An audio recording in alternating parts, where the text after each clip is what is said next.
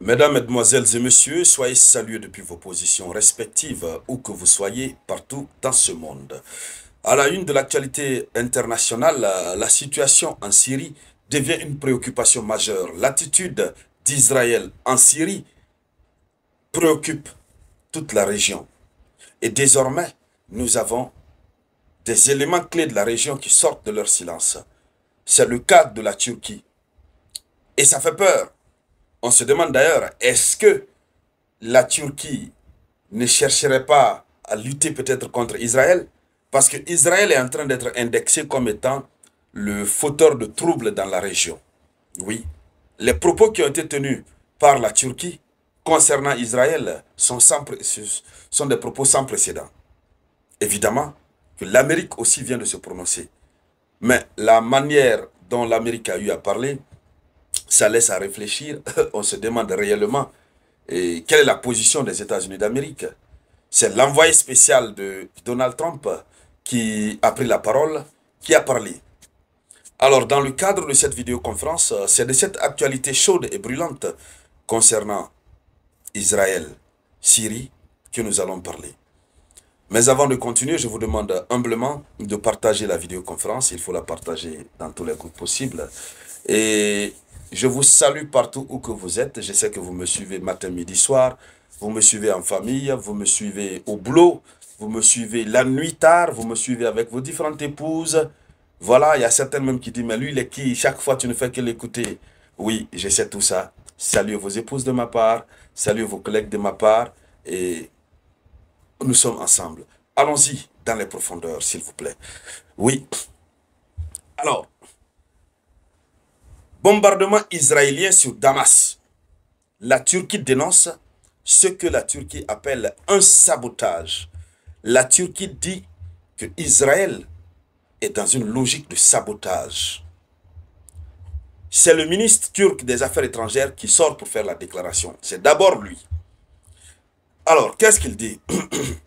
Ce mercredi 16 juillet 2025, le ministre turc des Affaires étrangères a dénoncé un acte de sabotage des efforts syriens en faveur de la paix et de la stabilité du pays. Donc, ça veut dire, avant de voir le reste de sa déclaration, ça veut dire, la Syrie s'est mise dans une logique de ramener la paix et la stabilité sur son territoire. Depuis l'avènement du nouveau gouvernement, il cherche à ramener la paix. Donc, la Syrie fait un effort de paix. Mais cet effort de paix est en train d'être saboté par Israël, selon le ministère turc des Affaires étrangères. Ce n'est pas le ministère turc de la Défense.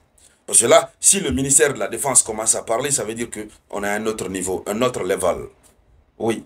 Et ça veut dire que c'est une autre tournure extrêmement dangereuse. Alors, il dit quoi?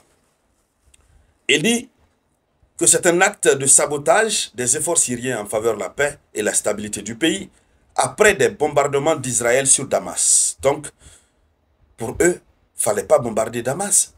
Pour le moment, on n'a pas encore vu la réaction du régime syrien. Non, pas encore.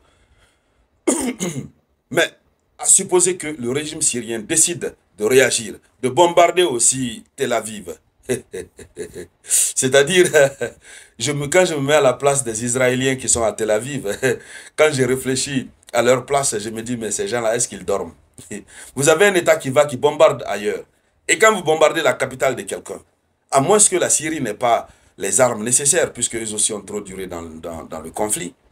Mais si la Syrie a vraiment les armes nécessaires, et que les alliés de la Syrie aident la Syrie, mais la Syrie peut bombarder Tel Aviv.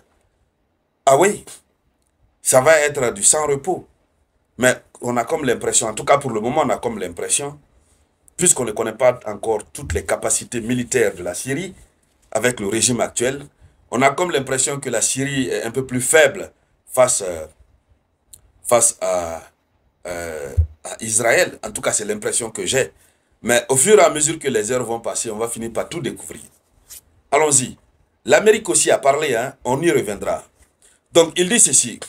Le ministre turc des Affaires étrangères dit ceci.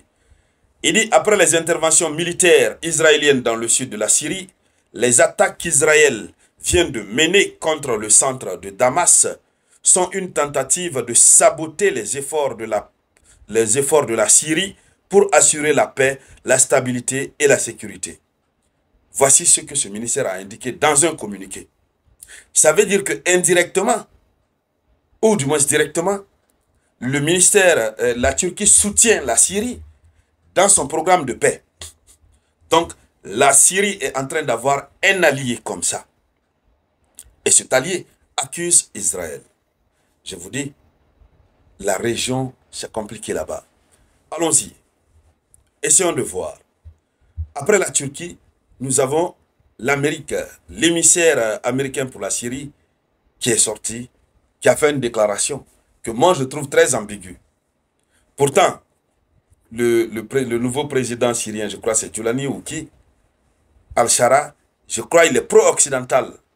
Il a même été reçu à l'Élysée par Emmanuel Macron. Je crois que je ne fais pas erreur. Macron a été le premier à le recevoir. On en a critiqué ici. Après, Donald Trump aussi l'a reçu. Voilà, ils se sont rencontrés. Et puis, après, des actes ont été pris. Pourquoi? Ça, c'est moi, je ne comprends pas. Si quelqu'un peut bien m'expliquer. D'habitude, c'est moi qui vous explique beaucoup. Mais il y a des choses, quand tu ne comprends pas, tu ne comprends pas. Expliquez-moi un peu. Donc, l'émissaire américain Tom Barrack a appelé ce mercredi toutes les parties à faire marche arrière et à gagner et à engager un dialogue en vue d'un cessez-le-feu en Syrie. Après les affrontements impliquant la communauté druze dans le sud du pays et des frappes israéliennes sur Damas, voici l'appel qu'il a lancé. Il faut faire marche arrière, il faut engager immédiatement un dialogue en vue d'un cessez-le-feu. Or, un cessez-le-feu avait été obtenu, je crois que c'était le lundi, mais Israël est encore revenu. Israël est revenu frapper, oui, à la surprise générale. Voici ce que le monsieur dit. Il dit, nous condamnons sans équivoque les violences contre les civils à Soueïda, ville du sud à majorité druze. Toutes les parties doivent faire marche arrière et s'engager dans un dialogue constructif qui conduit à un cessez-le-feu. Voici ce que l'émissaire américain pour la Syrie a déclaré sur son compte X. Maintenant, l'Amérique condamne sans équivoque les violences contre les civils à Soueïda. Qui est en train de mener les violences contre les civils à Soueïda? Vous savez, la situation à Soueïda est très complexe. Hein? Nous assistons à des affrontements entre tribus. Nous assistons à l'intervention même de l'armée gouvernementale. Tout est confus. Et l'Amérique aussi, dans sa déclaration, reste dans une confusion totale. Alors, mais le seul mot qu'on peut voir, c'est cesser le feu. On va continuer de suivre cette actualité et nous allons voir ce qui va en découler. Merci donc de partager la vidéo. Je vous reviens tout à l'heure avec de nouvelles informations. C'était la